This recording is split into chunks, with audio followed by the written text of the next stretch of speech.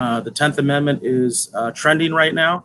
It's trending for basically because of a tweet by Donald Trump. That tends to be what happens. The president tweets something, and then all of a sudden he gets people riled up, and they start hitting the Twitter.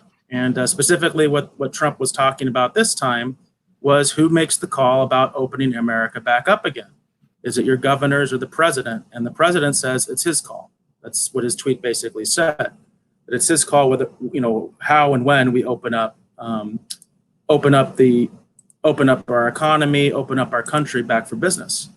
So this is causing the 10th Amendment to trend because a lot of people, ironically, a lot of people on the left are taking this up and saying, well, Mr. President, are you aware of the 10th Amendment? And quite frankly, I don't think a lot of these people themselves are aware of the 10th Amendment, except that somebody else told them that this was something to use against Donald Trump. But I wanted to bring up the fact that the 10th Amendment also works kind of with and in concert with the 14th Amendment. And remember, later amendments always trump previous amendments. That's just the way it works. That's the way our system works. If there's a conflict between the 10th Amendment and the 14th, that's the 14th that wins. Okay, that the 14th wins that argument. So there's all sorts of things going on at the micro level and the macro level. And by micro, I mean individuals out in the street dealing with officials, whether they be police officers, and then, of course, things that are happening at the highest levels of government.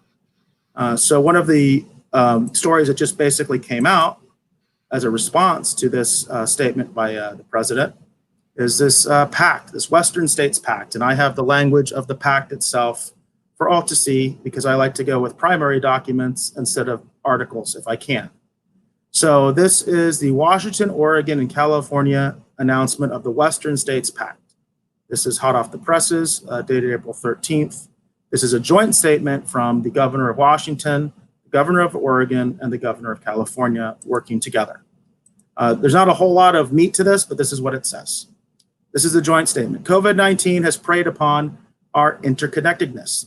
In the coming weeks, the West Coast will flip the script on COVID-19, with our states acting in close coordination and collaboration to ensure the virus can never spread wildly in our communities.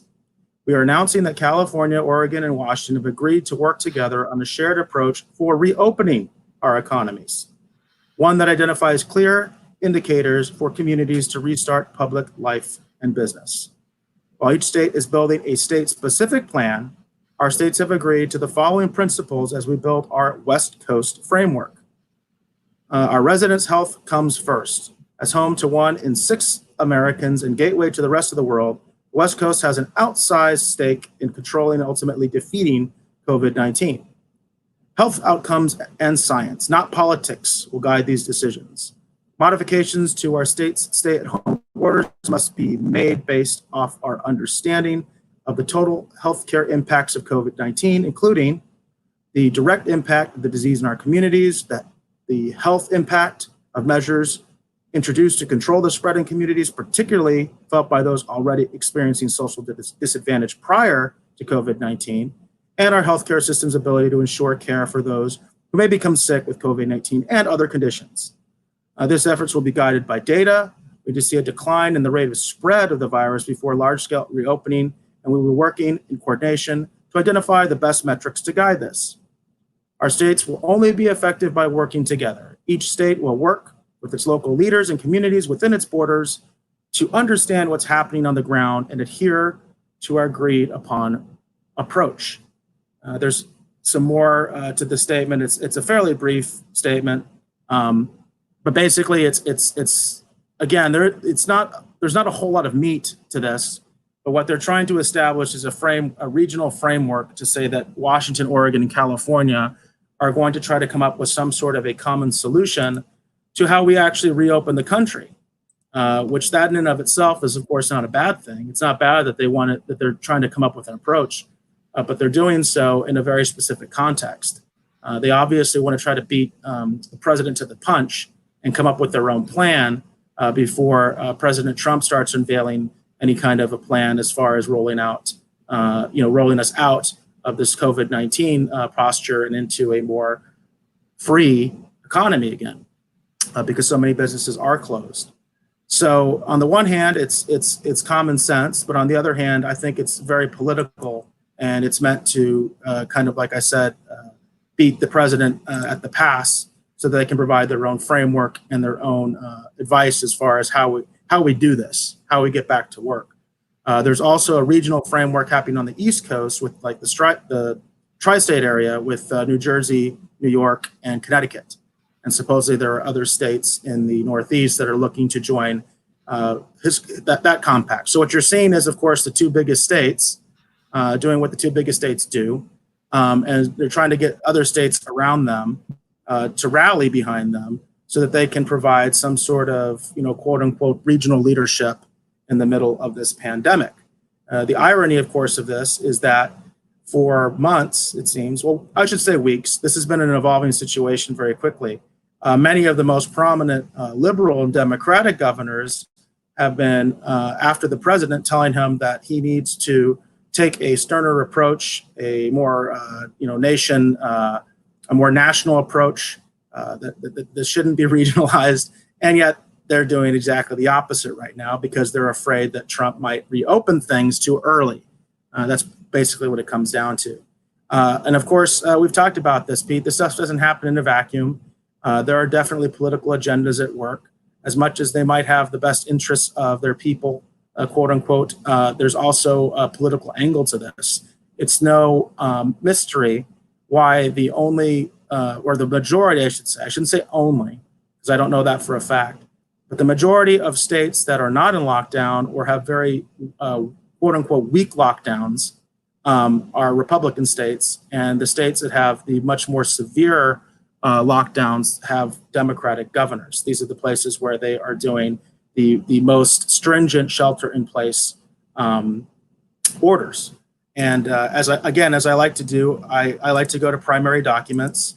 And one of the orders that a lot of people are upset about right now is the one from Michigan, the order from Michigan from Governor Whitmer. And so I wanted to share the text of this and the part that has really gotten a lot of people upset. So here we talk about exceptions, for businesses that were allowed to stay open under the Michigan order from Governor Whitmer. And it says any store that remains open for in-person sales under Section 5 or 9, which is basically like grocery stores, of this order must do this. And so it establishes these guidelines related to, people 6 feet apart, these kinds of things, somewhat reasonable things. But then it gets into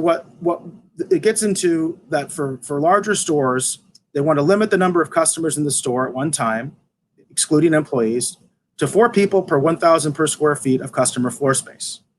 So the amount of customer floor space must be calculated to exclude store areas that are closed under subprovision 2 of this section. And this is section 2. Close areas of the store by cordoning them off, placing signs in aisles, posting prominent signs, removing goods from shelves, or other appropriate means that are dedicated to the following classes of goods. The first class of good that has been banned is carpet or flooring. The second one is furniture. The third one is the one that's got people outraged, which is garden centers and plant nurseries. And the last one is paint. Now, some people might be sitting there going, well, what's the problem? So she doesn't want you to sell carpets or flooring. She doesn't want you to sell furniture. She doesn't want you to sell garden items. She doesn't want you to sell paint. What's so bad about that? Well, garden centers and plant nurseries are where you get your seeds. That's where you can get seeds. And so in the middle of a pandemic that is affecting the food chain, this governor has actually ordered that you cannot sell seeds. And this is going all over the internet. They're showing pictures of Walmarts and Targets, which are still open because they sell groceries. And they've had to cordon off their garden center and other sections of their store because under this governor's order, they're not allowed to sell these things. I think it's appalling because obviously, gosh, during World War II, we had victory gardens. You know what I mean? People were encouraged to make their own food. And here we are looking at a situation where the food supply may be disrupted in many communities. And we're banning seeds. We're banning you from getting tools to create a garden. This is the best time to create a garden ever. This is something that's going to keep you in your home, at least keep you in your yard. It'll keep you away from people. It will occupy you, and it will help you feed your family if you make a garden right now. It's going to help you with stress. It's going to help you with all sorts of things. And then I would also add it from a practical standpoint, banning paint is also a bad idea because, again, that's something that can provide distraction. You could repaint your house right now. That would be a great project if you were you've been putting that off. If you're artistic or if you wanted to actually become artistic, painting is therapeutic. It's a good way to deal with this. And it just seems like this is just a really bad idea. And this is a great example of overreach and even incompetence by a state official when it comes to one of these executive orders.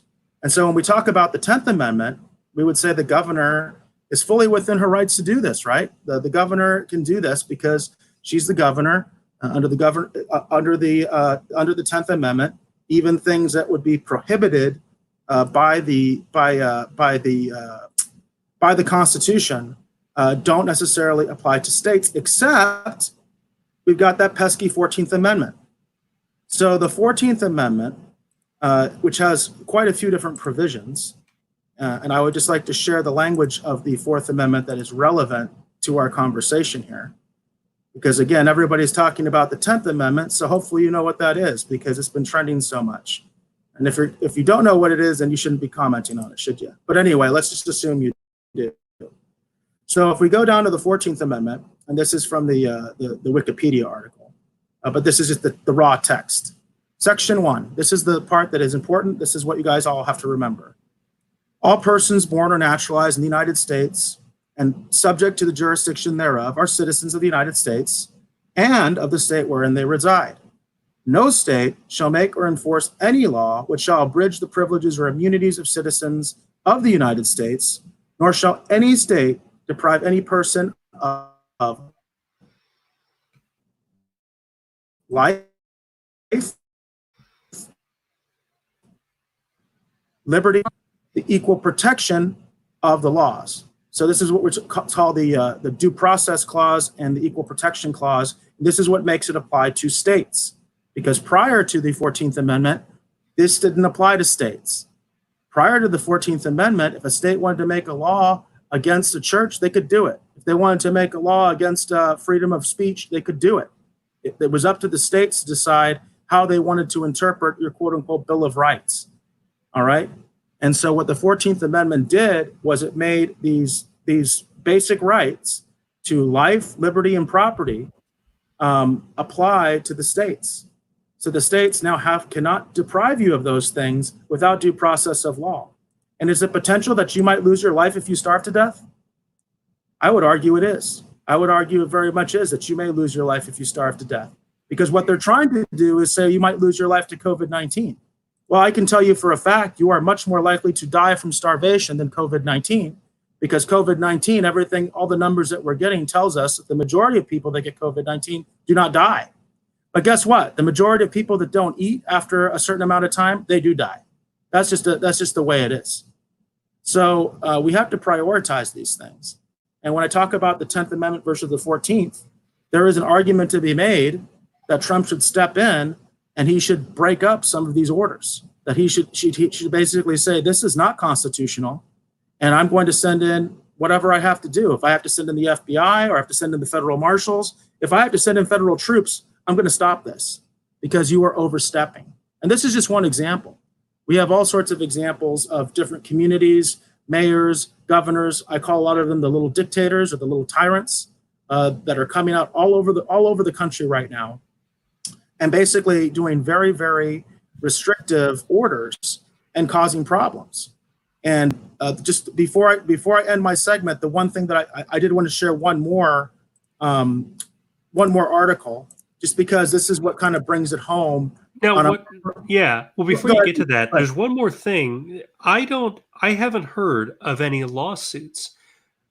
It seems to me that when it says liberty, the primary meaning of that in this case is you're deprived of liberty when you're put in jail, and that's what due process is about. And so if you are not allowed to leave your house, you're essentially under house arrest.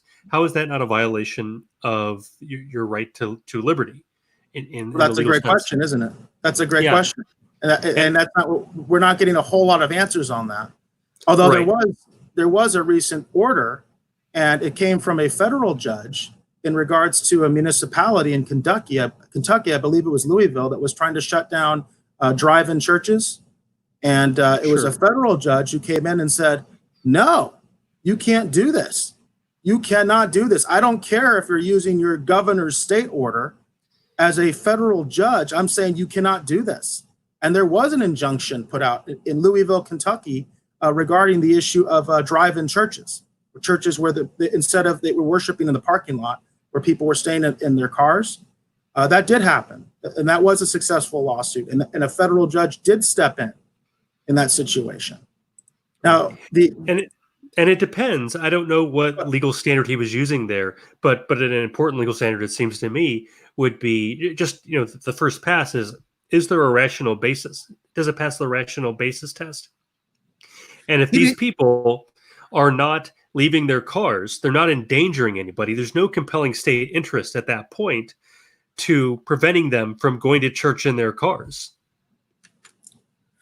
Right. Yeah, I think that was definitely part of it, because in Kentucky, his order does actually exempt in-person churches. For instance, in Arizona, that's not the case. In Arizona, there is no limitation to freedom of religion or assembly. Specifically, we went over that in a previous episode. In Arizona, that doesn't apply. But in Kentucky, they did ban in-person churches. They did ban gatherings over 10 people, including churches.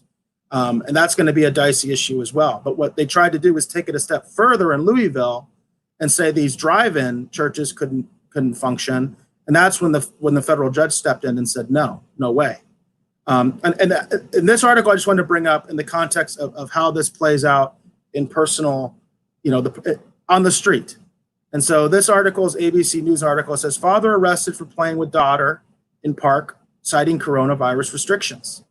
And this is the video. You can see the video of this gentleman being arrested by his local police department. It says, in an incident caught on video, a former Colorado State Patrol trooper said he was handcuffed in front of his 6-year-old daughter on a near empty softball field Sunday by Brighton, I hope I'm pronouncing that right, Brighton police officers enforcing social distance rules. It says the department apologized Tuesday afternoon, citing the incident, quote, this is a quote from the police department, as an overreach by our police officers.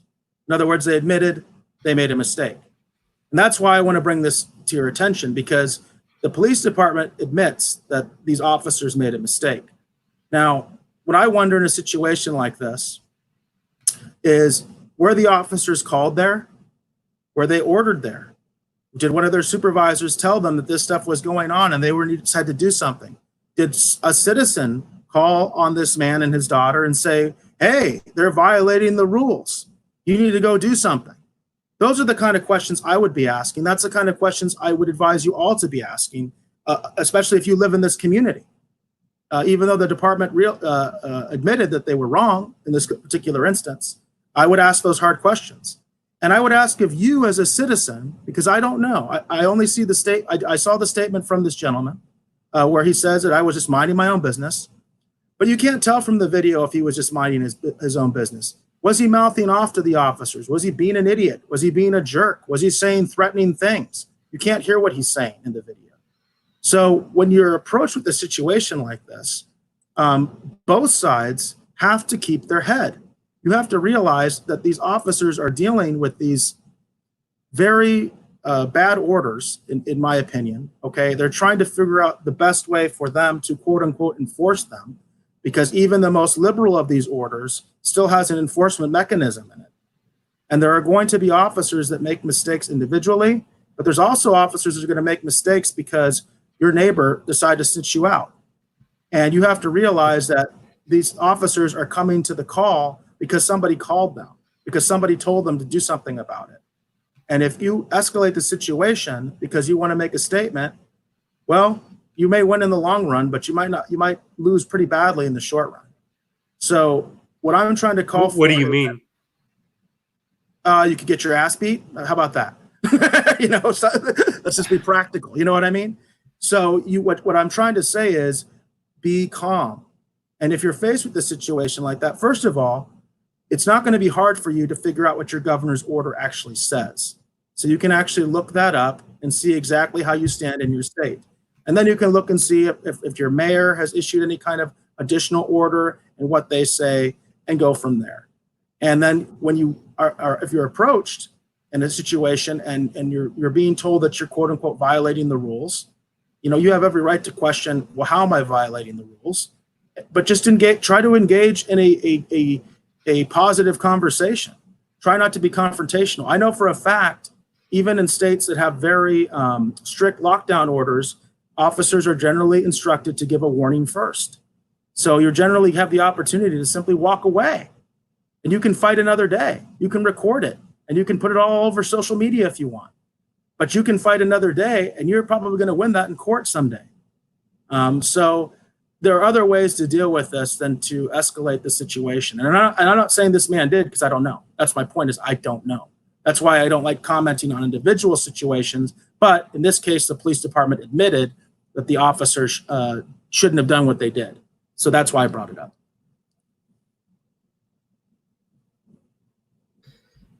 Yeah, it really does make you wonder what they were doing there, and how the officers felt about having to respond to a call like that. It seems like, well, I suppose they're probably used to that, and they were probably following orders. They probably didn't have much of a choice in that, but that can't be a comfortable situation to be in. Arresting a father. I'll tell you this, Pete, from personal experience, there are officers that are badge heavy, okay, and sometimes it becomes a situation where an officer starts to kind of get on over their head a little bit, and the next thing you know, you're just trying to make sure that officer doesn't get himself or someone else hurt, and you've just got to kind of deal with things as they're going, because sometimes you just have to kind of follow their play, especially if you didn't see what happened before you walked up, because that happens too. That's happened to me. So, you just have to understand that it's not always like everybody's on the same page and knows what's going on. For all we know, the first officer came up there and got into a pissing match with this guy. And then the subsequent officers didn't see that, and they're just dealing with an amped up individual. You see what I'm saying? That's right. Why there's a lot more to it. And that's why I don't like to comment on individual situations. But I felt this illustrated the problem, because the department admitted to wrongdoing. So, Well, good. Now, I wonder how the 10th Amendment Center feels about suddenly having a lot of fans on the left. But they don't. That's my point. I've talked about this with you before too, because if they believe that, they're in trouble, because I guarantee you these people right now that are talking about the 10th Amendment against Trump, just last week were asking Trump to basically declare martial law and have the military in the streets. So if you think that they understand the 10th Amendment the same way you and I do, or the way that the 10th Amendment Center does, which does fantastic work, especially in the state of Arizona, they've done fantastic work. Oh, absolutely.